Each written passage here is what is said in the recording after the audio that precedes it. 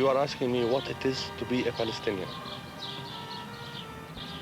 Well, I think that in very simple terms, it's a question of lack of identity.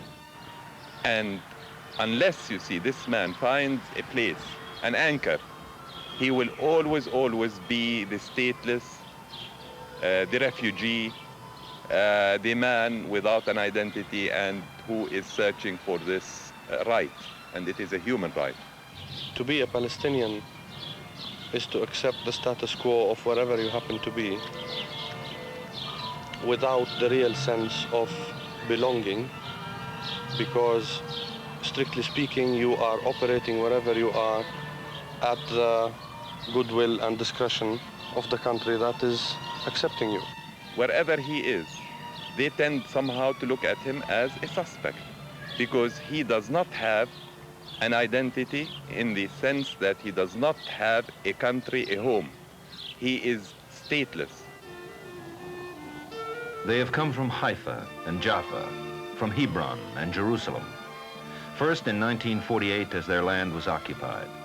They fled again in 67 and in 70, in 76 and in 78. Each time, new hostilities had forced them to seek new shelters. Some have been refugees for over 30 years. Some were born as refugees. But no matter where they came from or where they now live, these people think of themselves as Palestinians first, and most have but one dream, to return to their homes in Palestine.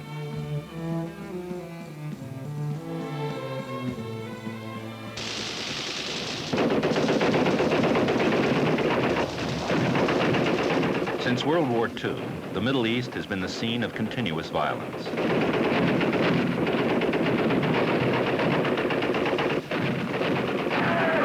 In 1947, the United Nations endorsed the creation of one Arab and one Jewish state out of the British mandate in Palestine, under a partition plan which provided also for the establishment of an international regime in and around Jerusalem. Israel was established in 1948, but the Palestinian Arab state never came into being. Since then, there have been 4 full-scale wars, all threats to world peace. Territorial limits kept moving back and forth, and between and around, during times referred to as no war, no peace. Thousands of people from all sides who fell victims to endless attacks and counterattacks. We could very well, indeed, find a way to coexist in Palestine with an Israel. But you see, we must get guarantees that this Israel will not expand, because ever since the existence of Israel, it has expanded onward. And they have tried to erase our identity as Palestinians. For instance, I started out to be a Palestinian. Then in 1948, I was referred to as a refugee. Then I was referred to as a Jordanian, an Egyptian, a Lebanese, a Syrian.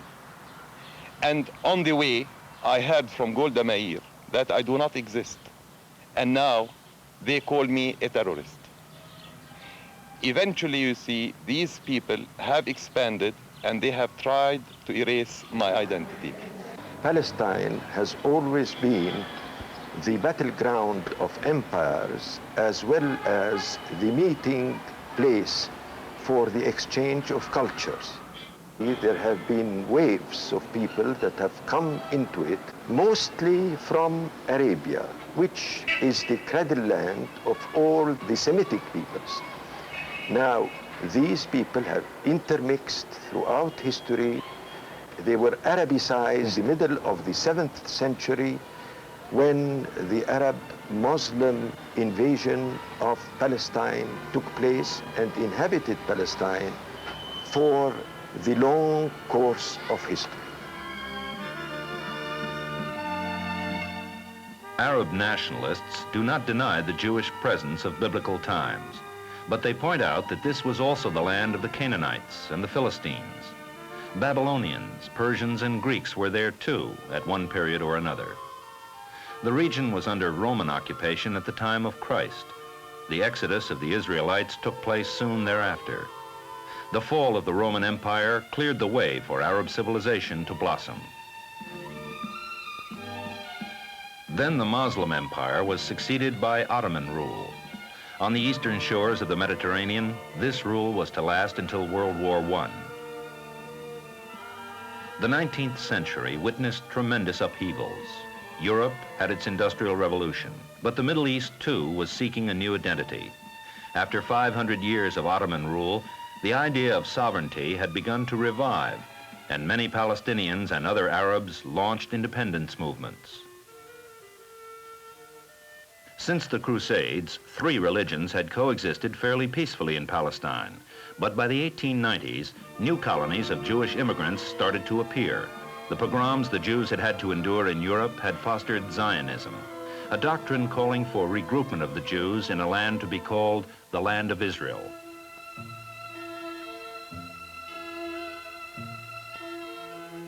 During World War I, the British, seeking assistance for their war effort in the Middle East, wooed both the Arabs and the Zionists. To win the latter's support, in 1917 they promulgated the Balfour Declaration. This declaration promised British support for the establishment in Palestine of a national home for the Jewish people, although it was careful to note that nothing shall be done which may prejudice the civil and religious rights of existing non-Jewish communities in Palestine. And the population of Palestine was over 90% Arab at that time. When the war ended, rather than becoming independent, most of the Middle East was placed under British and French administrations, under the League of Nations mandate system.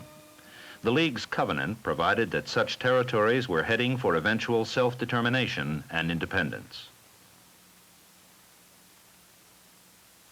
For the Palestinian Arabs, the struggle had become twofold. They wanted termination of the mandate and repeal of the Balfour Declaration, since the establishment of a Jewish homeland meant increased immigration by Jews and appropriation by them of lands the Palestinians had owned, inhabited, and cultivated for generations. The period between the 2 world wars witnessed a series of Palestinian demonstrations, protests, and rebellions. If the international community had looked at the Palestine question with justice, they would have recognized that here was a majority of Palestinians and there was a minority of Jews, and that the majority of Palestinians had rights, if not equal, at least greater than the minority of the Jews, and that ultimately the best solution for this was one state in which both the Arabs and the Jews would live under one government. But there was not to be such a state. In 1947, Britain placed the question of Palestine before the United Nations. On the 29th of November, a vote was taken to partition the area. There was to be one Jewish and one Arab state. For the Jews, most of them scarred for life from years of Nazi atrocities in Europe, this was cause for joyful celebration. But to the Arabs, any partition which granted 56% of the land to 32% of the population was unacceptable.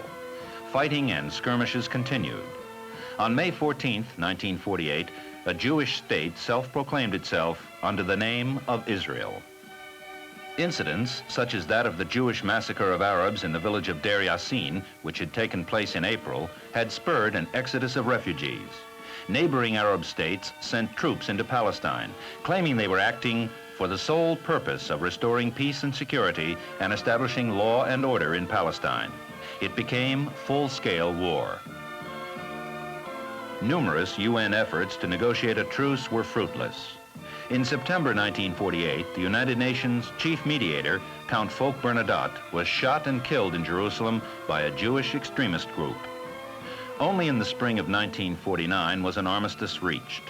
By that time, more Arab land had been taken. Israel had already begun to expand its borders.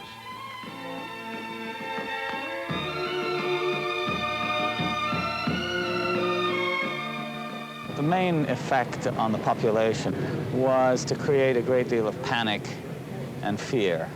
The population, for the most part, was unarmed. They were confronting a well-organized and well-armed invasion. As a result, when the events like the massacre of Deir Yassin in April of 1948 occurred, panic spread through the population, a population which was in 1947 and then continuing into the spring of 1948 was not well organized and had no political center to it. As a result, the principle and the main impulse of people was to run, to get as far away from the fighting, from the terror as possible.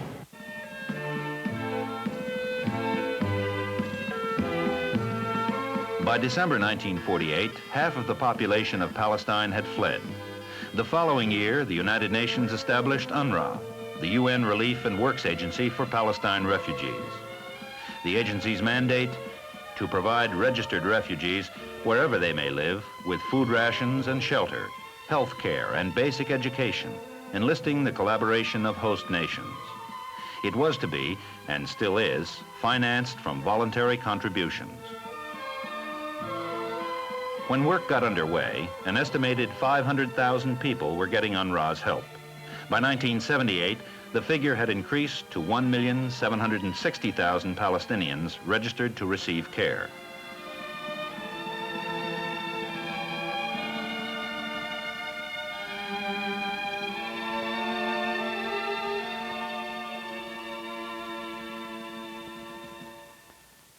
In 48, the Assembly had resolved that the refugees wishing to return to their homes and live at peace with their neighbors should be permitted to do so at the earliest practicable date or be duly compensated.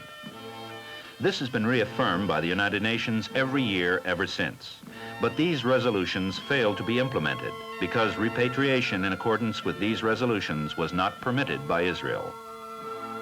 Most of our population is a poor population, and those who have to live in camps live in misery and squalor and poverty of a sort that really is intolerable.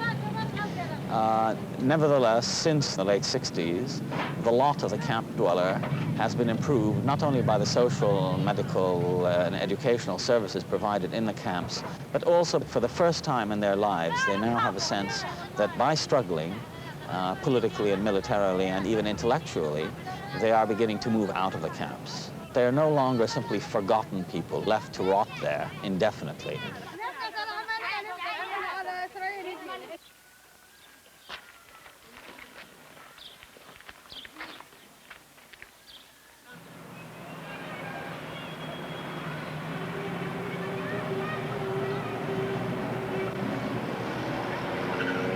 Beirut, Lebanon.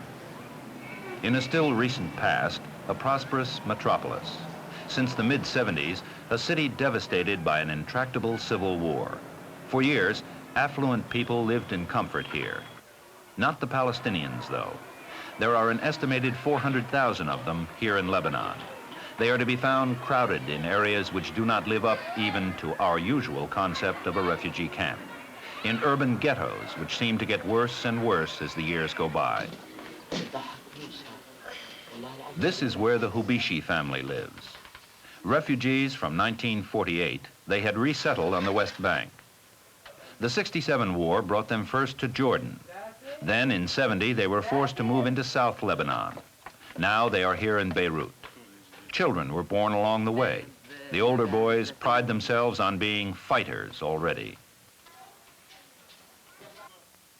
The girls still go to one of the schools for Palestinian children that UNRWA has maintained and run since 1950.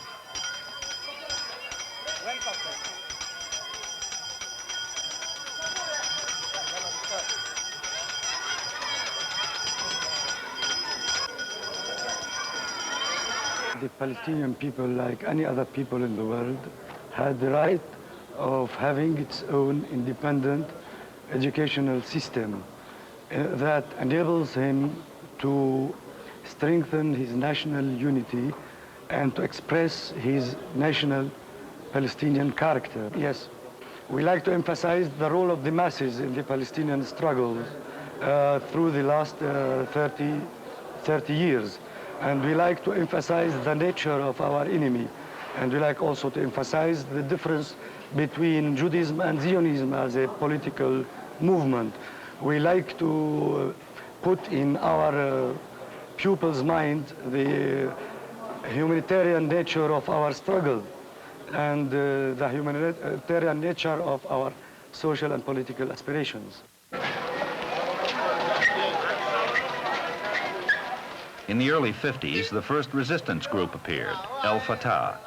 In 1964, the Palestinian Liberation Organization was formed.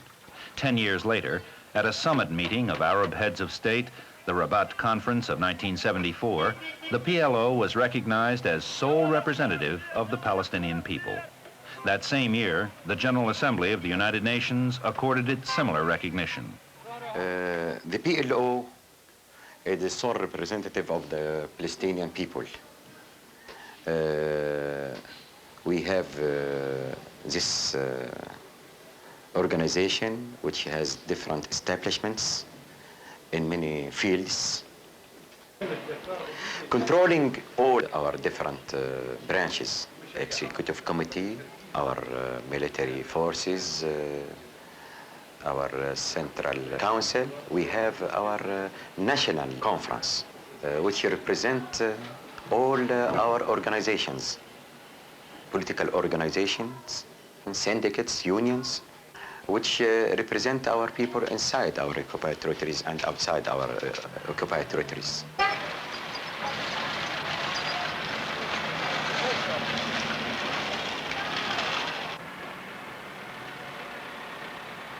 Be they invaders, tourists, or refugees, large bodies of foreigners are always resented by the local population, and the Palestinians have proved to be no exception. Many refugee camps have become grudgingly accepted enclaves, guarded by PLO soldiers.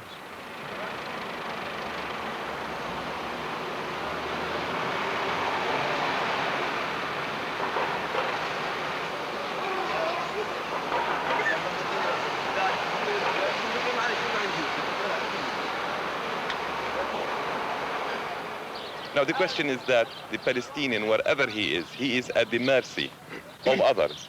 He is always sought, he is always observed, he is always caught, he is always mistreated. And this is the tragedy of the Palestinian today. He doesn't have a place to go to. لا ننسى إنه الحرب هي جزء من السياسة. We should not forget that war is part of politics, and we struggle by all means at our disposal. ونحن نناضل بجميع الوسائل. We struggle on all different fronts, politically, militarily, diplomatically, and socially. عسكريا. ونحن نناضل سياسيا، ونحن نناضل دبلوماسيا، ونحن نناضل اجتماعيا، ونحن نناضل إعلاميا. Training of the Fedayins, the fighters, begins at 18. But few of those who come here do not already have previous experience in weapons and weaponry. The first operations of Fatah date back to 1965. To some, they are terrorists. To others, they are freedom fighters and heroes, willing to put their lives on the line for the liberation of their homeland.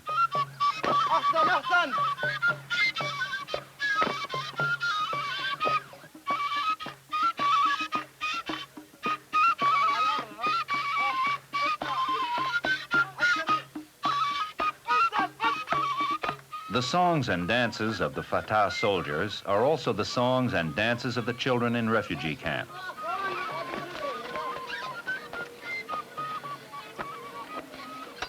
Here, they are taught the additional subjects that they say UNRWA's regular schools do not offer or gloss over too quickly.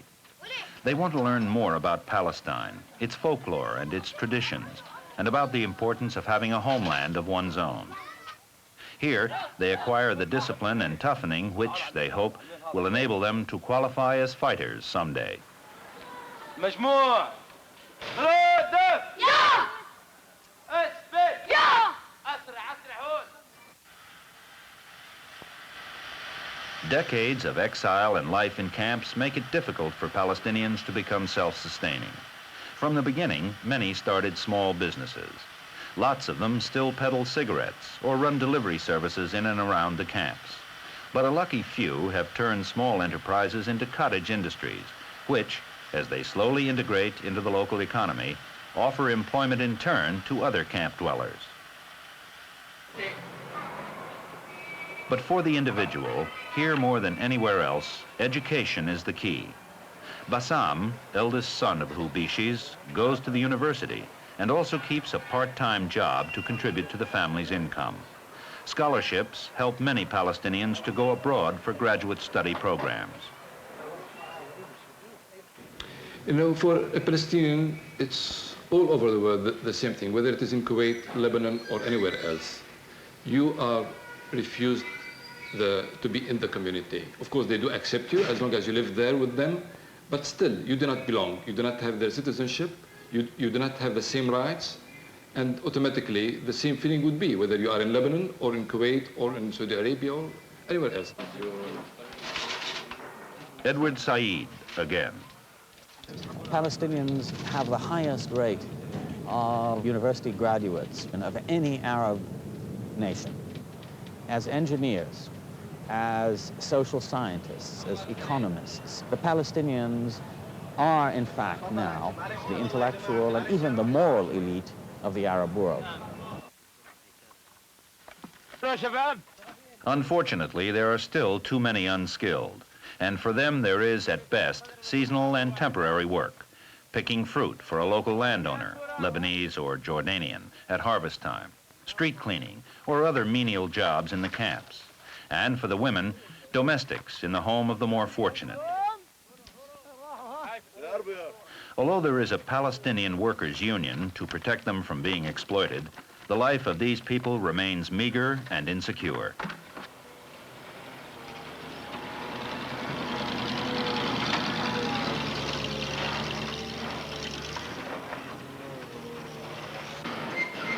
To remedy this situation and better channel the energy and productiveness of the Palestinian people, a series of workers' cooperatives got launched in 1970 by Fatah. It is called Samed. In Arabic, Samed translates as steadfastness, the idea of never giving up. The Palestinians see the Sameds as the productive part of a people in exile. The basic idea is to provide some sort of vocational training to a generation which has known nothing more than camp life, and to equip as many as possible of them to become financially independent, both now in their diaspora and also tomorrow when they will have returned to Palestine. There are several fields of activity: industrial development, craft and cottage enterprises, and even an agricultural sector, under which a few Palestinians provide technical assistance in several African countries. So far, 3,000 people are employed full-time in the Samed workshops, and that number is increasing steadily. Whether they sew cloth, make embroidery for sale abroad, or assemble furniture to fill the needs of camp dwellers or the requirements of Palestinian offices, they are, each one of them, contributing to return to self-sufficiency a people who refuse to remain any longer the ward of the world.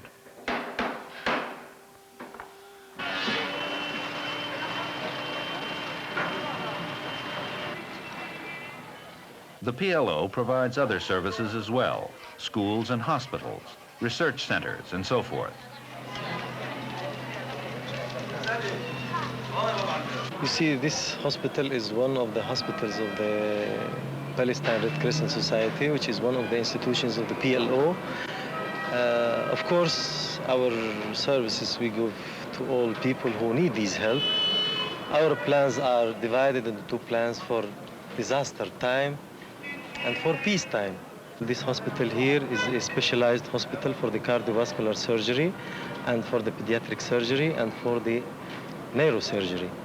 And daily we have in this hospital at least 2 major operations.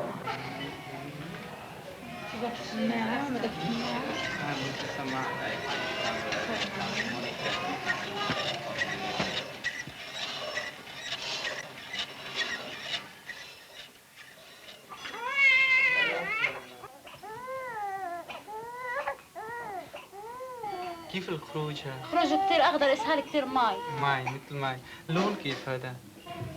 We have big problems, not only of the wounded, but also we take the responsibility of the refugees.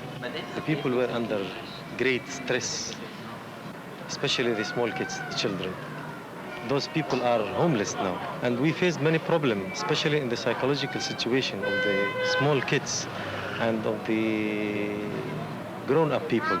They lost all what they have done since they were deported from Palestine in 1948.